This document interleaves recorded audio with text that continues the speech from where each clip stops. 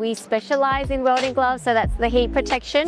But on the flip side, I think this year we're really focusing on the cooling component, weather being the main factor, obviously working in the Australian summer climate heat. So we've got the fan vests, the cooling neckties and the neck rings that we're sort of focusing in the show this year. I think with the enclosed vest where it zips all the way up to the neck, the cooling wind actually comes out through to where the body needs the cooling initially, which is the neck area. So, we've showcased and we've tried and tested all our products in the Korean market initially because their summer is before ours. So, we've had council workers buy our products.